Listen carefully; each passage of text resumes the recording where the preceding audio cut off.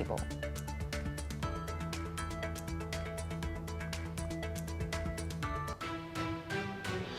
Now we start in the Middle East. In a meeting held in Jerusalem, Israeli Prime Minister Benjamin Netanyahu and U.S. Vice President J.D. Vance has rejected claims that Israel is merely a client state of the U.S., emphasizing their partnership built on shared values and strategic goals. Both leaders have discussed the next phases of Washington's plan to end the Israel-Gaza war, including Hamas's disarmament and reconstruction of Gaza. Vance has further expressed optimism that this plan could strengthen regional alliances, particularly with Arab nations, and further the Abraham Accords.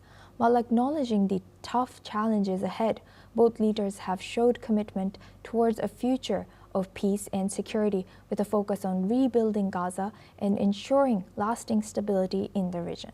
Vance has also met with Israeli President Isaac Herzog, who urged efforts to return all the hostages. Now for this discussion, we welcome Sasha Machta. He's a political commentator, joins us live from Jerusalem. Thank you very much, Sasha, for joining us again. Good to see you. Thank you. Now, Sasha, the claims that we just heard, Israel is a merely client state. How is this news covered over there, and what was your reaction to this? I think it's actually quite the opposite. The U.S. is showing how invested they are in this deal, in the success of this deal. The U.S. has constantly, since Trump took power, shown that they're so invested in ending the war and bring the hostages back, and they delivered on that. But not only that, after the hostages returned, the living hostages, they were still invested in returning the deceased hostages, and they're still invested in peace, because they want Israel to thrive, they want the Middle East to thrive, and I think that it's actually quite the opposite, that the U.S. and Israel have never been this close in coordination, and we're not a client state. I think the claims, I understand some people might be upset in Israel that the U.S. has so much of a say on policy in this case, but I think that it aligns with Israel's interests, it aligns with Israel's goals. When the war began, Israel had two goals, which was to bring the hostages home and to end the war. And we didn't care how we were going to get it done. And I think that if we have to have such close coordination with the U.S., I think that we're happy to do so, because it achieves both of the goals that we set forward, and we're happy to have this help and strong alliance. And thank you, Sasha, for sharing that. I would like to also welcome another guest to this discussion, Ali Mohammed Abushbak. He's a Palestinian researcher, joins us live from Cairo. Ali, what was your reaction to this news about Israel being a client state, and about comments from our other respectable guest, Sasha? Oh, thank you for having me. The thing is, there is a difference between Israel, Benjamin Netanyahu, and the state of Israel, because nowadays, after Benjamin Netanyahu, there has a different perspective about the Israel, and the world has a different also opinion about the Israel. Furthermore, also during the time period of Donald Trump and Benjamin Netanyahu, considerably, according to everyone, according to every journalist, they are loved one. Both of them, they are flirting each other on social media and etc. So I guess this statement is correct, because whatever Benjamin Netanyahu, Donald Trump have done for Benjamin Netanyahu, there is no one president in the history of America did it before. And we have seen several of time that Donald Trump flirting Benjamin Netanyahu and his policy, and he is interfere in Israel's policy as well. Internal policy about the judgment and the charge against Benjamin Netanyahu with regard the corruption charge. So the thing says here, I also, by the way, today, I guess you could party in Israel, they are calling for a snap election. So now the Israeli government coalition between Benjamin Netanyahu and Smotrich and Ben-Gvir is going to collapse, and hopefully these three people, they will end their political life, because they are destroy Israel as well as the Middle East.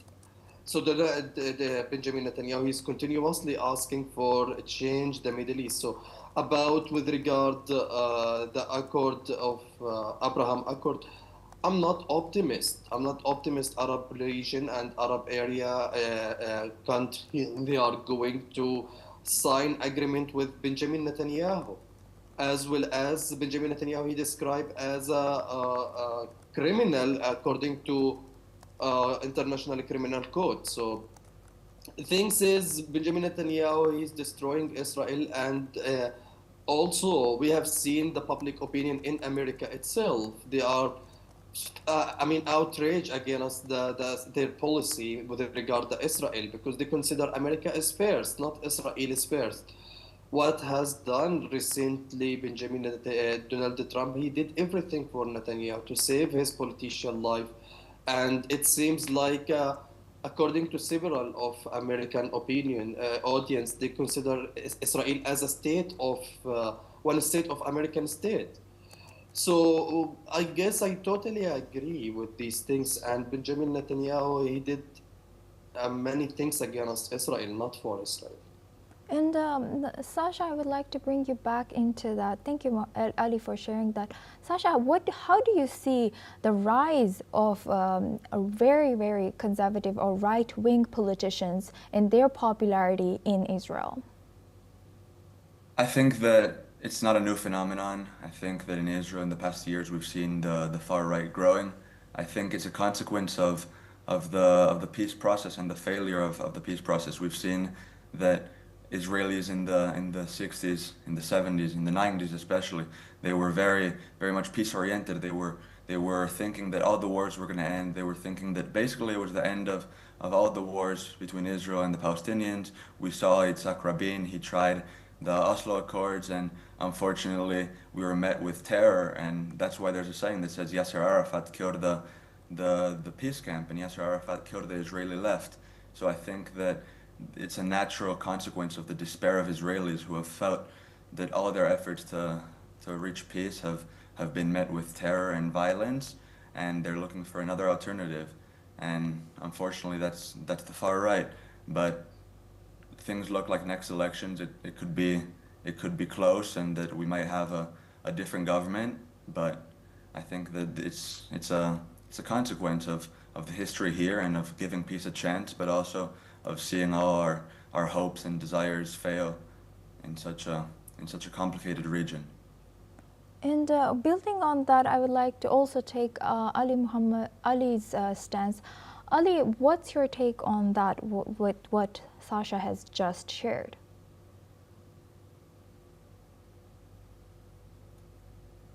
I totally agree with Sasha, and the peace process have been assassinated the day Ishaq Rabin have been assassinated, and ends the way for peace process because he was the one the only leader serious with regard the peace process, as well as there is Ehud Olmert. He's also serious with the peace with Palestinian, but rest of that, there is no one Israeli politician he's ready for the peace process with Palestinian. And also, it's worth mentioning that the far right wing in Israel, they are feeding by hate and feeding by conflict with Palestinian. That's it. They are not interested about the peace. So during their election campaign, it's against Palestine, and we have seen Benjamin Netanyahu. He's maintaining his power because of his speech and because of his policy against the Palestinian and seizing a several of land in West Bank, as well as the war in Gaza and etc. So the rise of right wing in Israel, it's that the politicians they are feeding by this hate speech and feeding by this conflict. There is so that there is a no. The left wing is very weak in Israel, and unfortunately, last one it was if Shasa. He correct me. Last one it was in 2008. The government coalition between Ehud Olmert and Ehud Barak and Tzipi Livni. And the rest of that, we didn't have seen any left wing in Israel ruling Israel, and we didn't see any left wing power. Has a power in Israel, and they both of the also they are they are moderating between the conflict between Palestinian and Israel, and they have a good perspective about peace. We have seen last 2 months, Ehud Olmert he conducted a conference for peace with Palestinian in France, and he met a Palestinian leader, and they were discuss about the peace process between Palestinian and Israel. So the thing is, I hopefully I'm hope Sasa that we will see a good government in Yes. Israel and they are serious with peace. But I'm not optimist because of both. I told you, Yes. community, Palestinian community and Israeli community, they have no issue with each other. They want to live in peaceful coexistence, and they want to live in peace. But the things, it's only politician who's feeding this conflict and who's feeding the hate between Palestinian Yes. and Israel. Thank Yeah. you very much to both our guests for sharing that insight. Please stay with us as we come back to you. Now we stay on this topic. Israel's parliament has given